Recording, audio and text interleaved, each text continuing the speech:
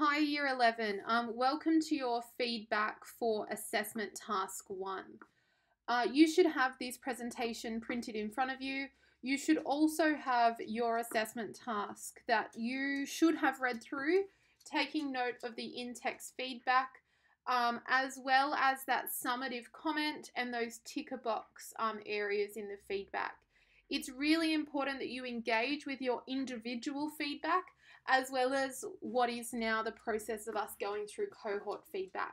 Okay, to recap the question was explain 3 influences that have impacted a global business that has expanded into Australia. Remembering that the content of this question was really getting you to look at internal and external influences, and then that global business was of your choosing.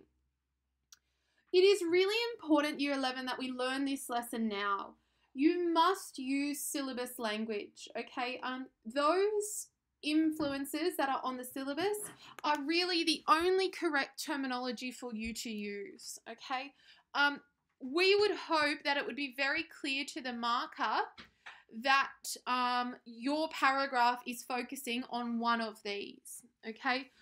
One thing I'll say is most students, pretty much all students did both internal and external, which is great, but at times they didn't clearly say that, okay? Some responses did not clearly indicate that product is an internal influence, meaning the business has direct control, all right? So you might want to add that as an annotation here.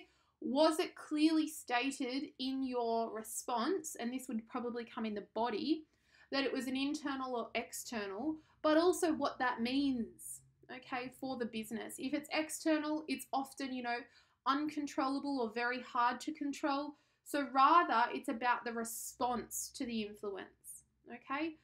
So you were given a rubric, and it's really important that you start to familiarize yourself with this because this is what they use in the HSC, all right?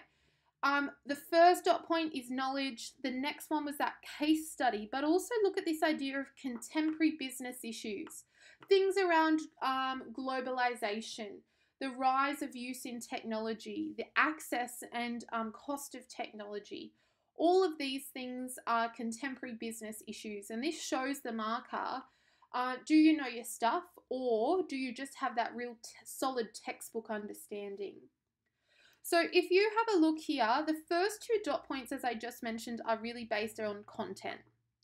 The second 2 dot points of the rubric are really dealing with your expression or how you're getting across to the marker what you know.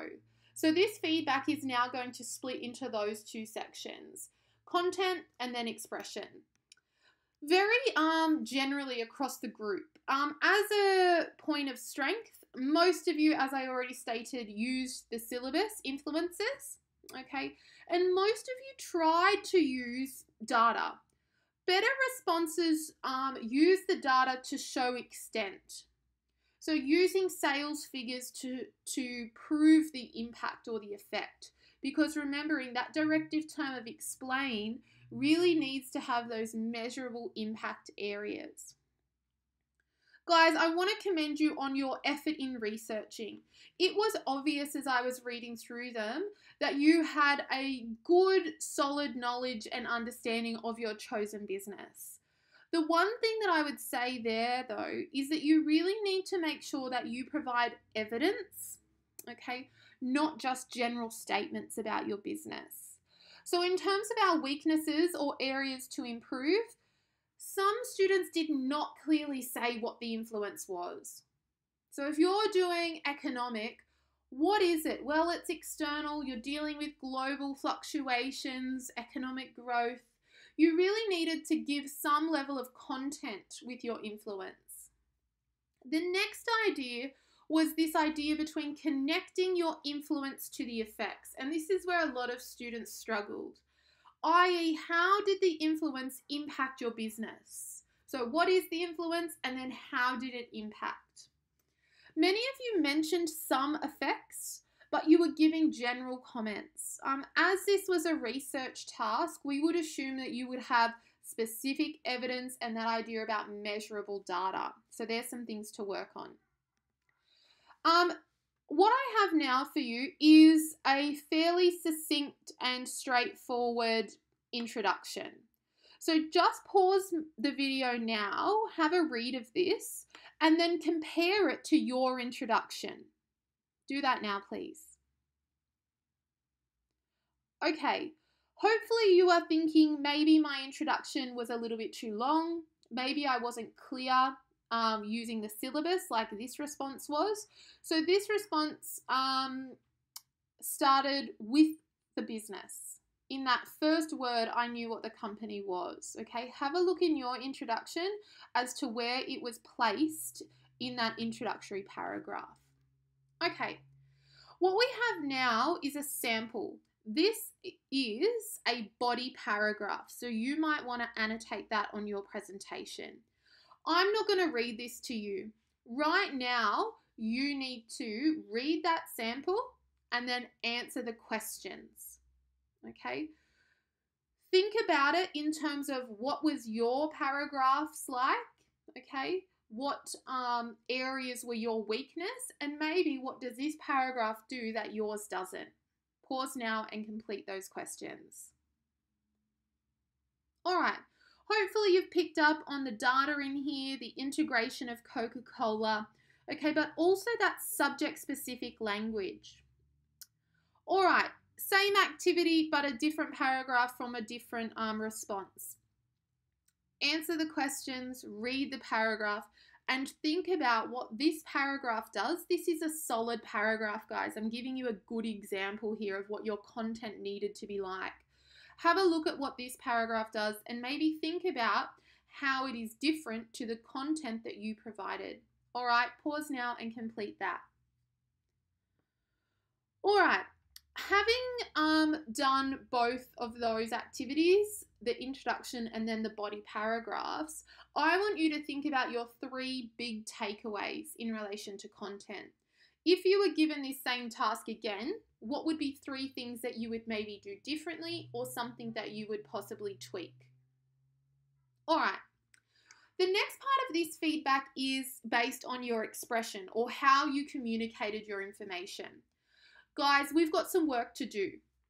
We've got plenty of time, okay? And you've got 3 teachers that are really committed to and want to help you with your writing, but you've got to put it as a priority. And this is not just for business studies. This is across all of your courses. Now, what we've got to remember is that we were dealing with a whole text, an extended response, introduction, body, conclusion. At the paragraph level, I know that all of you have been taught peel or teal, okay? We really need to work on the structure of our paragraph, but also the importance of using the syllabus language in our topic sentences.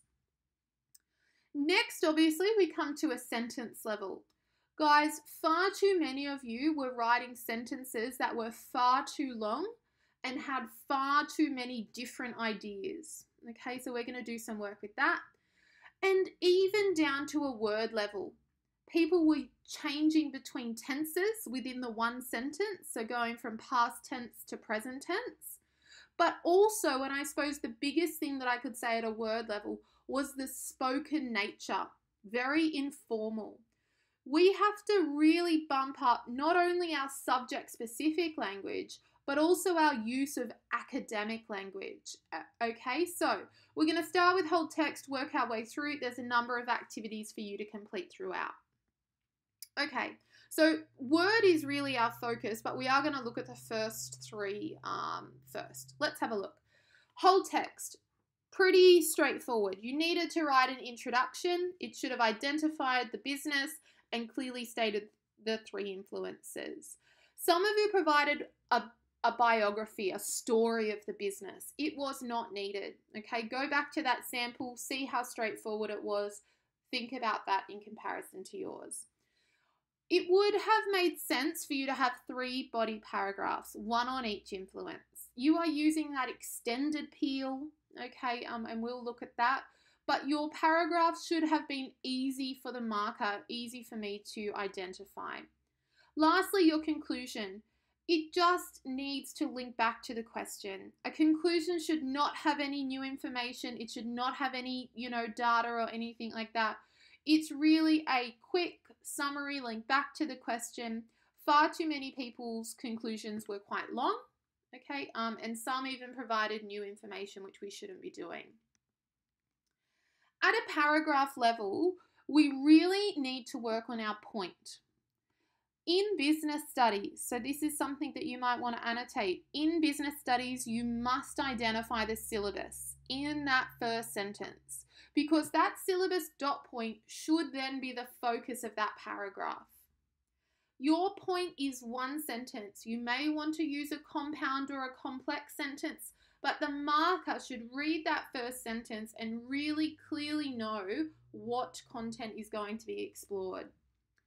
In the middle, guys, in your elaboration and evidence, I put them together on purpose. You may want to mix it up. You might want to start with the evidence, then explore what it's showing, okay? For this response, you needed to give the features of the influence, okay, so the idea of a cause, and then draw out how this influence has impacted the business that you chose. Evidence should be integrated. So remember, using evidence to prove the effect. Your last sentence should be linked, okay? It should clearly link back to the main point of the paragraph, but also the question. Just a thought for those of you that have, in that 15 and above range, don't forget that a linking sentence can also link to the paragraph that will follow. So the idea that your last sentence actually links with the paragraph that is to come. That can help build that cohesion in a response. All right.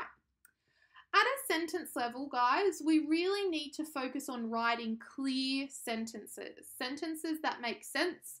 Sentences that start with a capital letter and end with a full stop. So really going back to basics. Many sentences were far too long. I'm talking about some that were half a paragraph, okay? They contained multiple concepts. They didn't use the correct punctuation, a lack of full stops. And what this meant was that it was really hard to understand what you were trying to get across. All your ideas melded into one. So it impacts the clarity of your response. How clear is it to the marker that you understand this content? So you're going to complete a couple of activities. You need to read the sentence, okay? You then need to identify what is the issue with the above sentence, and then you need to rewrite it. When you rewrite it, you're really looking for where can you split this up, okay? This is one sentence given to you. So pause now. What's the issue? It's that it's too long, okay? Too many ideas. But then secondly, can you rewrite the above into multiple sentences so that it is more clear to the marker? All right, pause now and have a go. Hopefully you've now done this. If you look at the next example, same process. What's the issue? Can you rewrite it using full stops, using, okay, that idea of one main concept in a sentence to improve the clarity, improve the way that the marker is reading it to show your understanding. All right, pause now. Okay, we've done whole text, we've done paragraph, we've done sentence. Now we're on to a word level. Two main areas to work on. Tense. Ensure you're consistent, okay? And secondly, informal language. Far too many responses, guys, used spoken or informal language, and this really limits your sophistication. As a group, as a cohort, we need to not only use business vocab, but we also need to replace our everyday words with more academic language. So, a few activities. You need to read the sentence, and you really need to identify whether it's tense or spoken.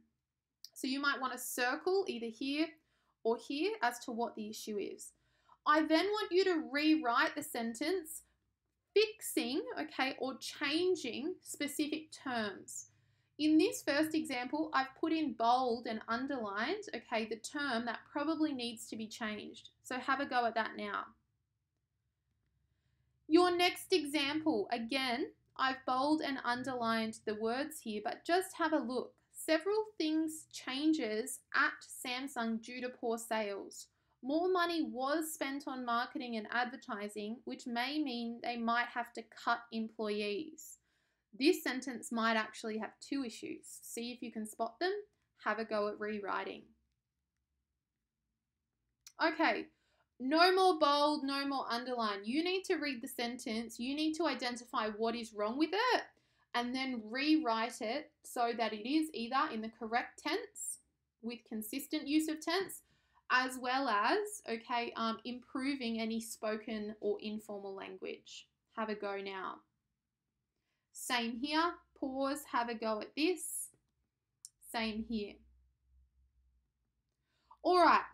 You should now have got all of those activities completed. You should have really analysed your own response, and any time in your work that I was writing, sentence structure, informal, too spoken like, be thinking about what you would do different. Overall, going through the content and the expression feedback, what has this assignment taught you? So, i.e., what are you going to use? What lessons are you going to take from this assessment task that will help you with the HSC? All right, I hope that you found this feedback useful. It is a really important part of us moving towards the HSC, that we take every assessment task as a step and a learning process. So, thanks for all your work today, guys, and here we go, and we'll move on to our next task for next term. Thanks, guys.